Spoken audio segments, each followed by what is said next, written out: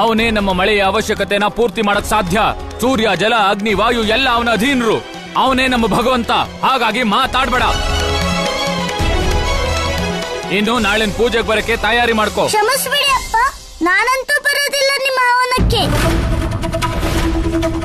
ನನ್ನ ಅಮ್ಮ ಅಪ್ಪನೇ ಯಾವ ಭಗವಂತನ ವಿಷಯ ನನ್ಗೆ ಹೇಳಿದರು. ಅವರು ಇಂದ್ರದೇವ ಅಲ್ಲ. ಸಾಕು ಕೃಷ್ಣ,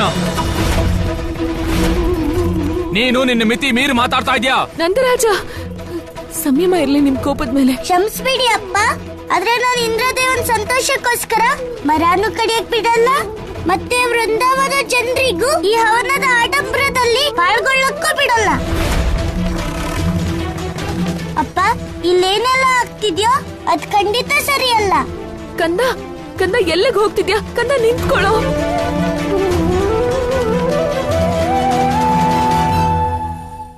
ವಿರುದ್ಧ ನಿಲ್ಲುವುದಕ್ಕೋಸ್ಕರ ಕೇವಲ ಧೈರ್ಯದ ಅವಶ್ಯಕತೆ ಇರುತ್ತದೆ. ಆದರೆ ನಮ್ಮ ಮತ್ತು ನಮ್ಮ ಪರಿವಾರದ ವಿರುದ್ಧ ನಿಲ್ಲುವುದಕ್ಕೋಸ್ಕರ ಮಹಾಧೈರ್ಯದ ಅವಶ್ಯಕತೆ ಇರುತ್ತದೆ. ಅದರ ಸಾಕ್ಷಿಯೇ ಕೃಷ್ಣನ ಈ ಲೀಲೆಯು.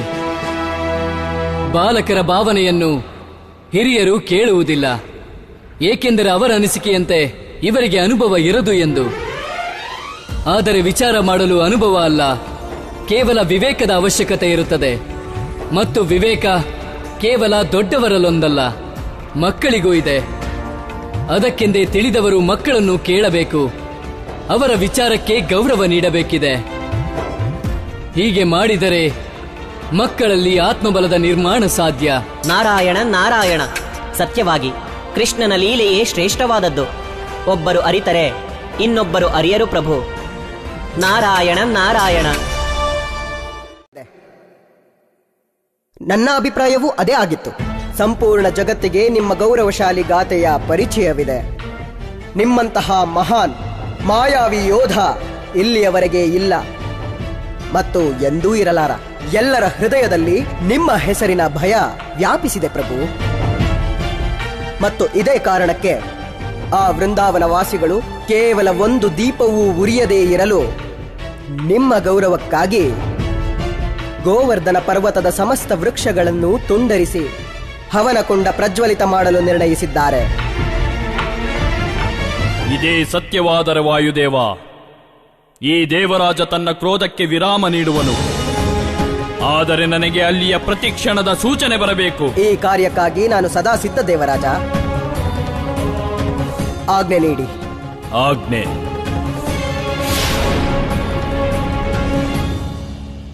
ಪ್ರಯೋಜನ ಹೇಳು. ಅವರ ಆಯಸ್ಸು ಹೇಳಬಲ್ಲಿರೆ? ಇದೆಂತ ಮೂರ್ಖತನದ ಪ್ರಶ್ನೆ.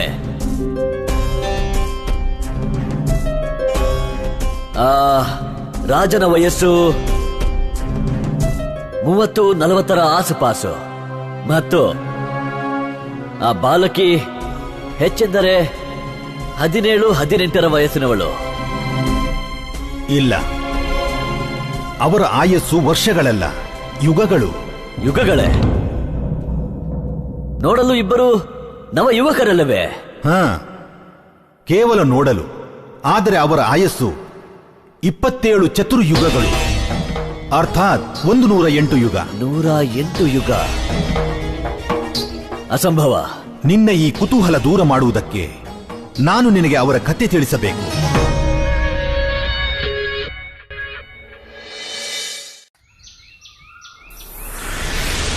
ನಾವು ತಿಳಿದಿರೋ ಹಾಗೆ ಇಂದ್ರದೇವ ಭಗವಂತನೇ. ನಾವೆಲ್ಲರೂ ಅದನ್ನ ಒಪ್ತೀವಿ ಅಷ್ಟೇ. ಅವನ್ ಭಗವಂತ ಅಲ್ಲ ಮಾವ, ಅವನೊಬ್ಬ ರಾಜ ಅಷ್ಟೇ, ದೇವತೆಗಳ ರಾಜ.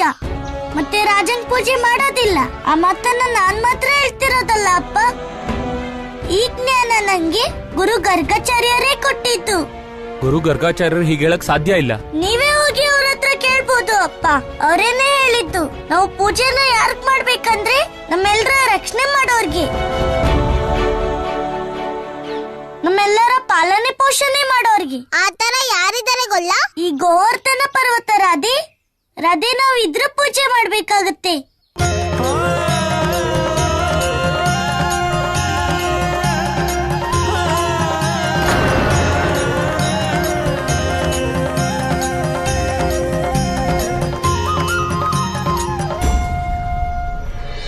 ಹೊಸದಾದಂತಹ ವರ್ಣ ಸಿದ್ಧತೆ ಮಾಡಬೇಕು. ಇಬ್ಬರು ಬ್ರಹ್ಮಲೋಕದ ಸಮಯ ಚಕ್ರದ ಗತಿಯನ್ನು ಅರಿತಿರಲಿಲ್ಲ.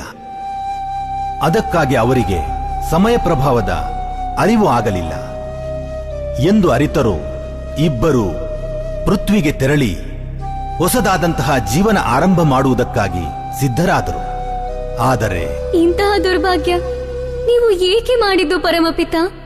ನಾನು ಜೀವನ ಪೂರ್ತಿ ಅವಿವಾಹಿತಳೇನು? ಇಲ್ಲ, ನೀನು ಅವಿವಾಹಿತಳಾಗಿರಲಾರೆ. ಪೃಥ್ವಿಲೋಕದ ಸಮಯಾನುಸಾರ ನಿನ್ನ ವಿವಾಹವಾಗಲಿದೆ. ಅದಕ್ಕಾಗಿ ನೀನು ಬ್ರಹ್ಮಲೋಕದ ದ್ವಾರದಲ್ಲಿ ಪ್ರತೀಕ್ಷೆ ಮಾಡಬೇಕು. ನಿನ್ನ ವಿವಾಹವೀಗ ಜಗತ್ತಿನ ಸುಯೋಗ್ಯ ವರ ಕೃಷ್ಣನ ಅಣ್ಣ ಬಲರಾಮನೊಂದಿಗೆ.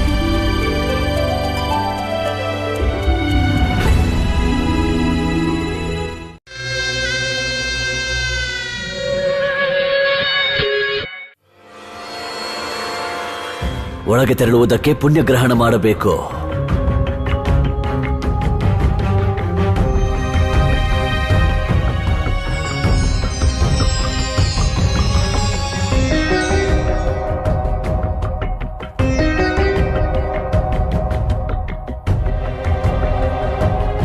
ಪೃಥ್ವಿಯಲ್ಲಿ ಯಾರಿಗೆ ಯಾವುದೇ ಇಚ್ಛೆ ಇರದೋ ಅವನೇ ಎಲ್ಲರಿಗಿಂತ ಸುಖಿ ವ್ಯಕ್ತಿ.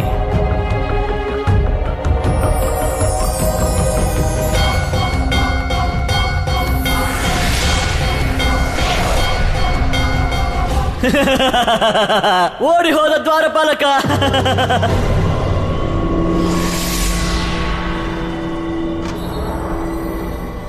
ಈಗ ಕೃಷ್ಣನ ಲೀಲೆಯಲ್ಲಿ ನನ್ನ ಈ ಭೂಮಿಗೆ ಸಹಾಯ ಮಾಡಲಿ. ಇರೋದಪ್ಪ ಗೊಲ್ಲ, ಗೋವರ್ಧನ ಪೂಜೆಯಿಂದ ಇಂದ್ರ ಕೋಪ ಮಾಡ್ಕೊಂಡ್ರೆ ಆಗೋರ್ ಕೋಪದಿಂದ ನಮ್ಮನ್ನೆಲ್ಲ ಯಾರು ಕಾಪಾಡ್ತಾರೆ? ಭಗವಂತ, ಪರಮಪಿತ ಭಗವಂತ ನಮ್ಮೆಲ್ಲರ ರಕ್ಷಣೆ ಮಾಡ್ತಾನೆ. ಅವನಿಗೆ ಯಾವ ಆದಿ ಇಲ್ಲ, ಅಂತ್ಯನೂ ಇಲ್ಲ. ಅವನು ಅನಂತ ಮತ್ತವನು ಸರ್ವಜ್ಞ, ಅವನು ಸರ್ವಶಕ್ತಿಶಾಲಿ. ವೃಂದಾವನ ಜನರೇ, ಕೃಷ್ಣ ಈಗ ಏನ್ ಹೇಳಿದ್ನೋ ಅದು ಸತ್ಯ. ಹೀಗಾಗಿ ಈಗ ನಾವು ಈ ಮರಗಳನ್ನ ಕಡಿದು ಹವನ ಕುಂಡದಲ್ಲಿ ಸುಡೋ ಹಾಗೆ ಮಾಡಲ್ಲ. ಬದಲಾಗಿ ಗೋವರ್ಧನ ಪರ್ವತದ ಪೂಜೆ ಮಾಡಿ ಕ್ಷಮೆ ಕೇಳೋಣ.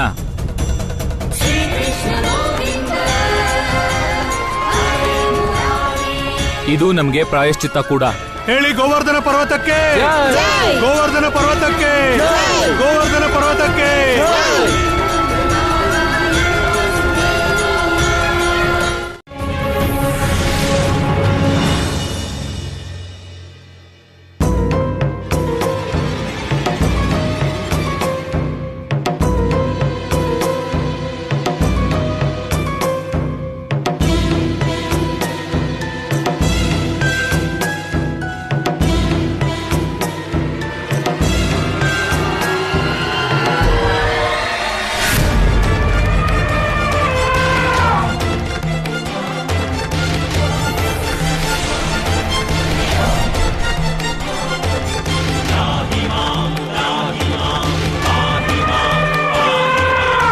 ಐರಾವತ, ಬೇಗ ಹೋಗು ಮತ್ತು ನನ್ನ ವಿರೋಧದಲ್ಲಿ ಎದ್ದ ಪ್ರತಿ ಕಳೆಯನ್ನು ಹೊಸಕ್ಕೆ ಹಾಕು.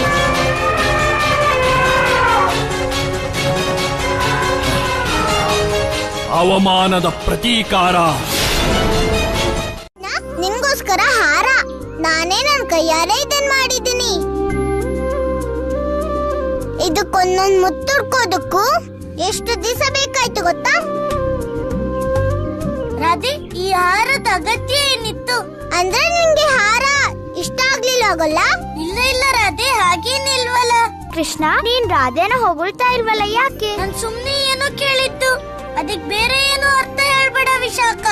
ನಿನ್ ಮಾತಲ್ಲಿ ಅರ್ಥ ಇಲ್ಲ ಅಂದ್ರೆ ನಂಬೋಕೆ ಆಗಲ್ವಲ್ಲ ಕೃಷ್ಣ. ಇಲ್ಲ ರಾಧೆ, ಈ ಹಾರ ಅಂತೂ ತುಂಬಾ ಸುಂದರವಾಗಿದೆ. ನನ್ ಪ್ರಶ್ನೆ ಸುಮ್ನೆ ಕೇಳಿದ್ದು. ಈಗ ಬಾ ರಾಧೆ, ಆರ್ತಿ ಇನ್ನೇನ್ ಶುರು ಆಗತ್ತೆ. ರಾಧೆ, ನನಗನ್ಸತ್ತೆ ಕೃಷ್ಣಂಗೆ ಉಡುಗೊರೆ ಇಷ್ಟ ಆಗ್ಲಿಲ್ಲ ಅಂತ. ನಮ್ಮಪ್ಪನ ಹತ್ರ 1,00,000 ಹಸುಗಳಿವೆ, ಅದಕ್ಕೆ ನನ್ನ ಉಡುಗೊರೆ ಯಾರಿಗೂ ಅಪ್ರಿಯ ಅನ್ಸೋದೇ ಇಲ್ಲ. ಬನ್ನಿ. ಗಿರಿರಾಜ ಗೋವರ್ಧನ. ಇದೇನಿದು ಶಬ್ದ? ಏನೋ ಅಪಾಯ ಆಗುತ್ತದೆ ಯಾಕನ್ನಿಸ್ತಿದೆ. ಶಂಸಿಗೋವರ್ಧನ, ಆದ್ರೆ ನನ್ನ ಅಪಾಯ ಎಲ್ಲಿದೆ ಅಂತ ತಿಳ್ಕೊಳಕ್ಕೆ ನಿಮ್ ಪೂಜೆನ ಬಿಟ್ಟೋಗೋದು ಅನಿವಾರ್ಯ. ನಿನ್ನಿಂದಲೇ ನಿರ್ಮಲ ಜಲಧಾರ ಧನ್ಯಗೊಳಿಸಿಹುದು ನಿನ್ನೀ ದರುಶನ.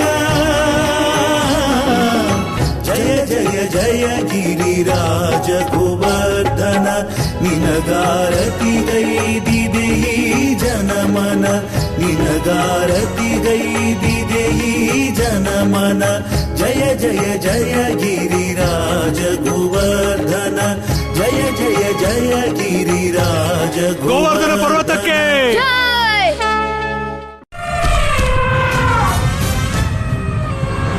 ಓಡಿ, ಈ ಕಡೆನೆ ಬರ್ತಿದೆ, ಎಲ್ಲ ಮನೆ ಸೇರ್ಕೊಳ್ಳಿ, ಓಡಿ ಓಡಿ ಓಡಿ.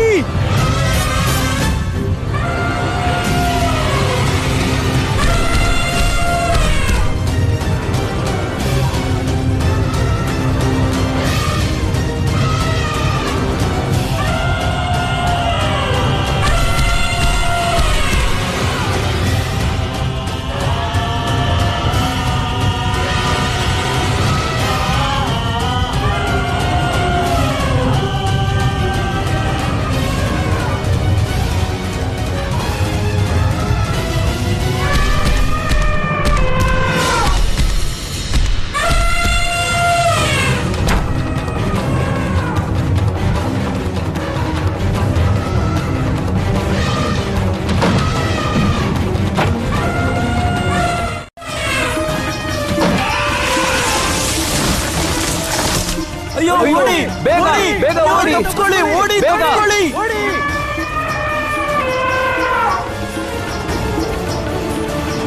ಅಣ್ಣ, ಊರಿನ ಜನರ ಪ್ರಾಣ ಅಪಾಯದಲ್ಲಿದೆ. ನೀನಿಲ್ಲಿ ಇವ್ರನ್ನೆಲ್ಲ ರಕ್ಷಣೆ ಮಾಡು, ಮತ್ತೆ ನಾನು ಹೋಗಿ ಅವ್ರನ್ನ ರಕ್ಷಣೆ ಮಾಡ್ತೀನಿ. ಇಲ್ಲ ಕೃಷ್ಣ, ನಾನ್ ನಿನಗೆಲ್ಲಿಗೂ ಹೋಗಕ್ ಬಿಡಲ್ಲ. ರದಿ, ಬಿಡು ನನ್ನ. ಊರ್ ಜನರ ಪ್ರಾಣ ಅಪಾಯದಲ್ಲಿದೆ. ಇಲ್ಲ ಕೃಷ್ಣ, ನಾನ್ ನಿನಗ್ ಹೋಗಕ್ ಬಿಡಲ್ಲ. ನೀನ್ ಹೋಗ್ಬಾರ್ದು. ಅಯ್ಯೋ ರಾಧೆ, ಹೋಗಕ್ ಬಿಡು ನನ್ನ.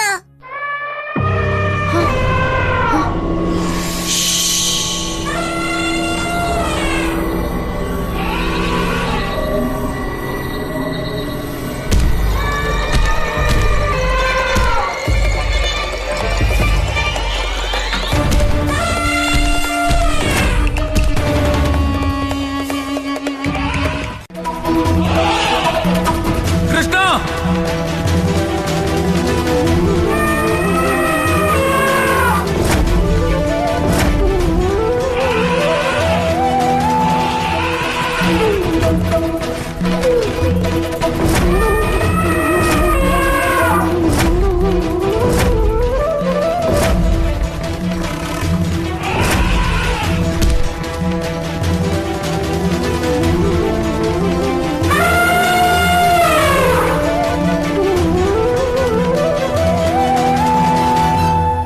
ಏನೂ ಆಗಿಲ್ಲ ನೋಡಿ, ನಿಮ್ ಮಗ ಸುರಕ್ಷಿತವಾಗಿದ್ದಾನೆ. ಕೃಷ್ಣ, ಕೃಷ್ಣ, ನಿಂಗೇನು ಆಗಿಲ್ಲ ತಾನೆ? ಹಾ ಅಪ್ಪ, ನನ್ಗೇನೂ ಆಗಿಲ್ಲ. ಉಳ್ದವರೆಲ್ಲ ಸುರಕ್ಷಿತವಾಗಿದ್ದಾರೆ. ಅಪ್ಪ, ಎಲ್ಲದಕ್ಕೂ ಮೊದಲು ನಾವು ಎಲ್ಲರೂ ಸೇರಿ ಈ ಸಮಸ್ಯೆಗೆ ಪರಿಹಾರ ಹುಡುಕ್ಬೇಕು. ಹಾ ಕೃಷ್ಣ, ನಾವೆಲ್ಲ ಸೇರಿ ಇದಕ್ಕೆ ಪರಿಹಾರನ ಖಂಡಿತ ಹುಡ್ಕೋಣ. ಬಾ, ಬಾ. ಗೋಳಿ ಹಠ ಮಾಡ್ತಿದ್ರೆ ಅಪ್ಪ ಅದನ್ನ ಎಲ್ಲರ ಜೊತೆ ಹಿಡಿದು ಗೋಶಾಲೆಯಲ್ಲಿ ಕಟ್ಟಾಕ್ತಿದ್ರು. ಅದ್ರಿಂದ ಬೇರೆಯವ್ರಿಗೆ ಅಪಾಯನೂ ಆಗ್ತಿರ್ಲಿಲ್ಲ. ಆ ಗೋಳಿನೂ ಶಾಂತವಾಗಿರ್ತಿತ್ತು. ಈಗ ನಾವ್ ಈ ಆನೆನ ಯಾವ್ದಾದ್ರೂ ಸುರಕ್ಷಿತವಾಗಿ ಜಾಗದಲ್ಲಿ ಕಟ್ಟಾಕಿದ್ರೆ